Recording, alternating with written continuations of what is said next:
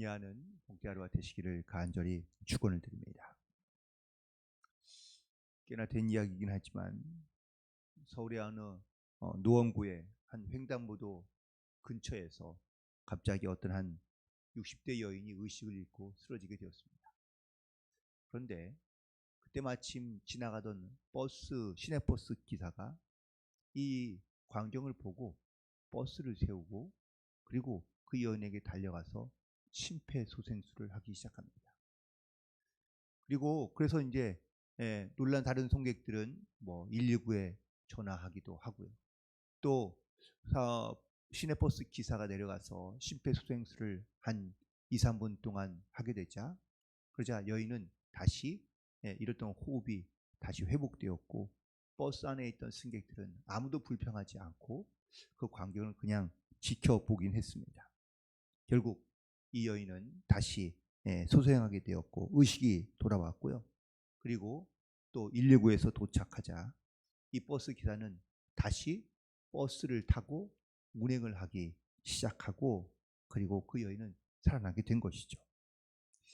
그래서 기자가 운전기사에게 물었습니다.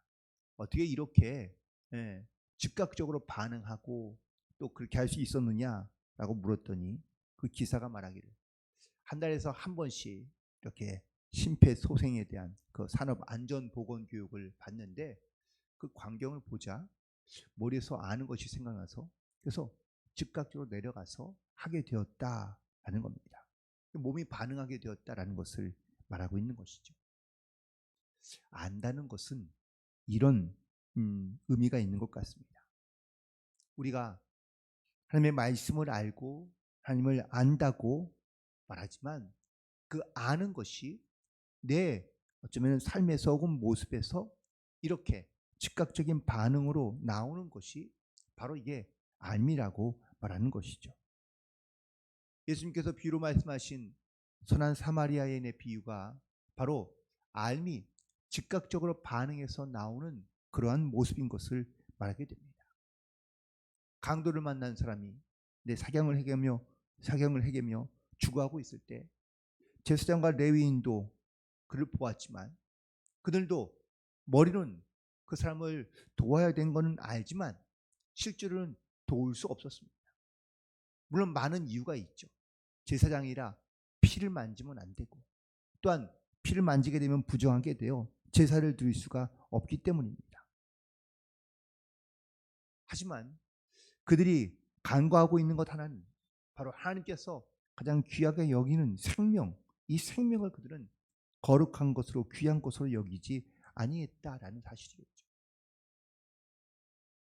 예수님께서 안식일에 병자들을 치유하시자 율법을 가장 잘 알고 있던 바리새인들과 서기관들이 오히려 예수를 죄를 범하며 혹은 또 예수를 죽이기로 모함하며 그리고 결국은 십자가의 죽음으로 몰아가는 사람들은 바로 종교 지도자들이었다는 것을 깨닫게 됩니다. 창세기 수도 가인이 하나님께 제사를 드렸지만 하나님께서 기뻐 받으시지 않으셨습니다. 동생 아벨의 제사는 기쁘게 받으시자 이 가인은 결국은 하나님을 원망하며 아벨을 미워하기 시작합니다. 자기가 하나님 앞에 어떻게 제사 드렸는가라는 것을 알지만 자기가 동생보다 더 나은 제사를 드렸다고 사실은 생각하지 못하지만 그는 자기의 아는 것만큼 하나님 앞에 자기의 부족함을 솔직하게 고백하며 하나님께 나아가지 아니하고 오히려 자기의 동생을 미워하고 있는 것을 보게 됩니다. 우리는 안다는 것을 우리의 머리 가운데 많이 담아두고 있고 혹은 축적된 지식을 가지고 우리가 이 땅 가운데 살아갑니다. 그런데 이 머리에서 가슴으로 내려오는 것이 그렇게 쉽지만은 않은 것 같습니다. 그래서 누가 어떤 사람이 그랬죠. 인생의 여정 가운데 가장 긴 여정은 머리에서 가슴으로 내려오는 것이다 라고 이렇게 말하기도 했습니다. 이스라엘 백성들이 하나님을 안다고 고백합니다. 그리고 잘 안다고 생각합니다. 그런데 이 알미 자기의 삶으로 내려오지 않는 것에 대해서 하나님은 책망하고 있는 것을 보게 되는데요.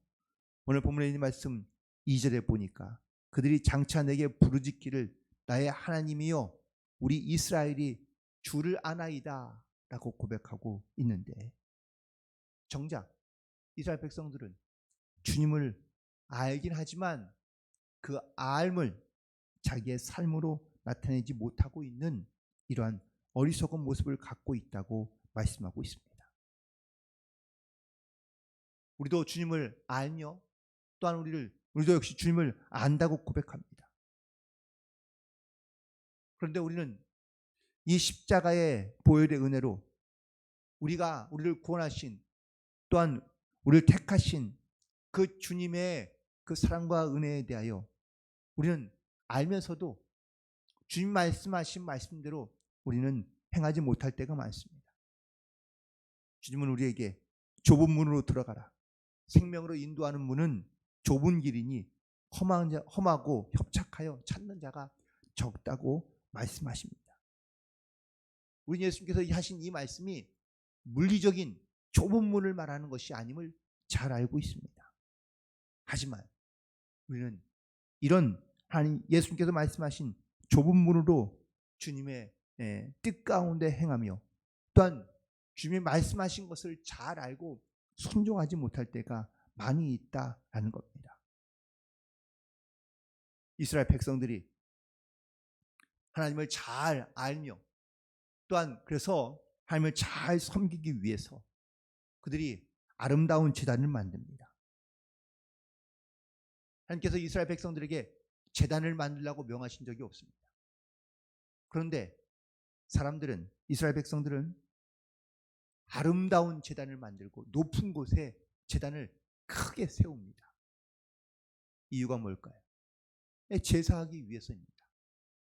그런데 정작 이스라엘 백성들은 제사에는 사실 관심이 없고 제밥에만 관심이 있는 것이죠. 즉 하나님만 섬기며 하나님께만 예배하기 위함이 아니라 다른 신들도 함께 섬기기 위해서, 그래서 크고 아름다운 제단을 짓는 겁니다. 주님께서 명하신 율법에는 관심이 없습니다. 그저 제사를 드리고 난 다음에 함께 먹는 그 제물에 대하여 그들은 탐욕만 있을 뿐입니다. 하나님이 허락하신 제물, 즉 제물로 쓰인 고기를 먹을 수 있는 고기는 화목 제물이 유일합니다. 그런데 번제를 드리고도 그들은 화목 제물을 드린 것처럼 그들은 바로 그 제물을 스스로가 그들의 제물을 드리고 난 다음에도 자기들이 마치 그 제물에 어쩌면은 제물을 받는 신이 된 것처럼 자기들의 마음대로 주객이 전도된 이러한 신앙생활을 그들은 하고 있다는 것을 하나님께서는 꾸짖고 계시는데요. 주객이 전도됐다는 이 말은 중요한 것과 부수적인 것이 있는데 이게 뒤바뀌어져 있는 상황을 의미하고 있는 것이죠. 즉 객이 주인이 되고 주인이 객이 되어 있는 그런 상태를 말하고 있는 겁니다. 결국 하나님은 이스라엘 백성들 가운데 하나님께서 그들에게 왜 말씀을 주시며 또한 선지자를 보내어 깨닫게 하시는 것인지, 그것은 바로 하나님께서 이스라엘 백성들을 생각하시며 또한 그들 가운데 정말 하나님의 말씀 속에서 그리고 하나님을 더 깊이 있게 알아가며 힘써 알아가는 그 지식에만 머무는 것이 아니라 그 알게 된 것을 행함으로 실천함으로 살게 하기를 원하시는 하나님의 분명한 말씀과 뜻이 있는데, 우리는 아는 것은 있지만 그 아는 것을 행함으로 실천하지 못하며 살아갈 때가 많다는 겁니다. 이스라엘 백성들이 사사시대를 지내면서 하나님께 간구합니다. 하나님 우리에게 임금을 주옵소서. 우리도 다른 나라들처럼 왕을 주옵소서. 하지만 하나님의 뜻은 이스라엘 백성들이 왕을 갖는 것이 아니었습니다.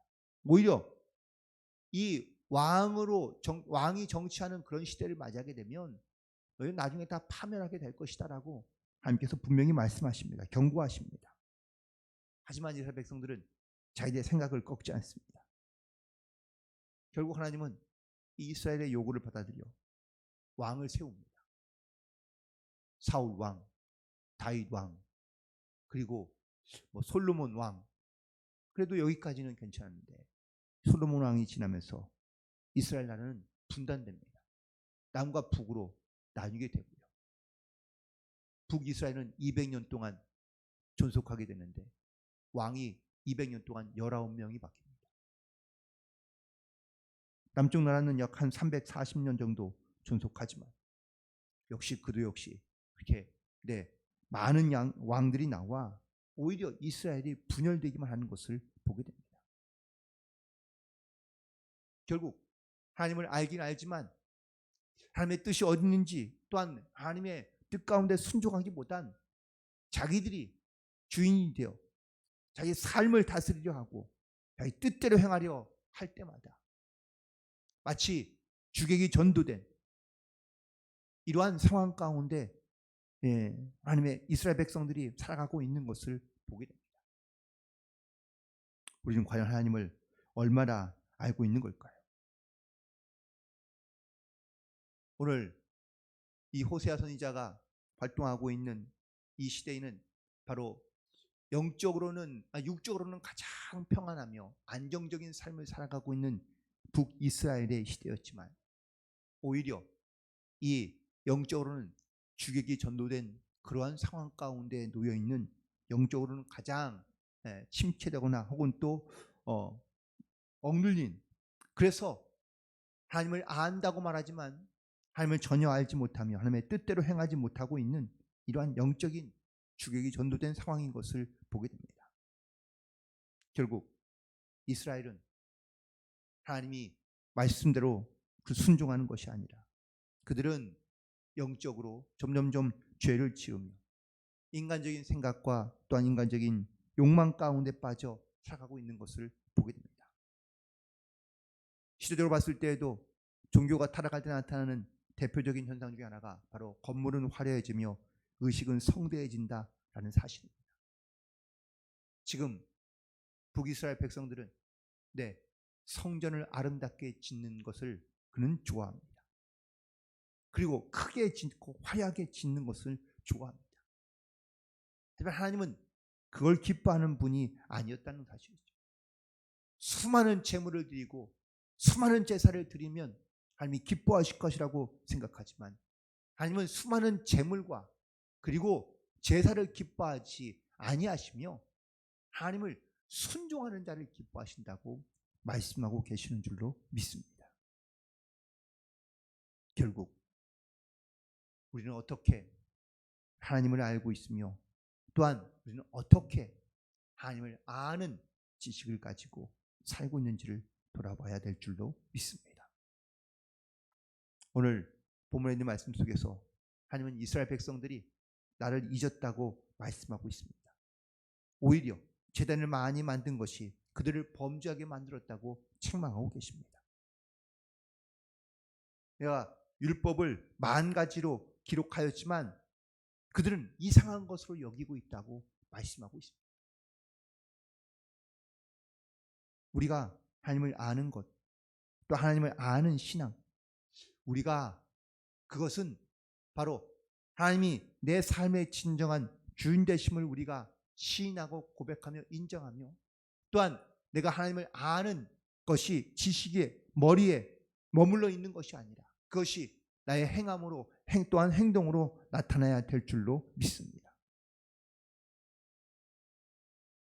결국 우리가 하나님을 기쁘시게 할 수 있는 것은 그것은 내가 가지고 있는 어떤 지위나 능력이나 아니면 내가 가지고 있는 물질로 우리가 하나님을 기쁘시게 하는 것이 아니라 우리가 하나님의 내 삶의 진정한 주인과 중심을 하나님께 두고 우리가 어떻게 하나님을 기쁘시게 하는 삶을 살아갈지를 우리가 고민하며, 또한 그런 상황 가운데 항상 주님의 뜻을 구하고, 그리고 주님의 이끄심과 또한 주님의 말씀을 따라 우리가 순종하며 나아가는 것이, 이것이 바로 진정한 내 삶의 주인을 하나님으로 고백하며 살아가는 성도들의 모습인 줄로 믿습니다.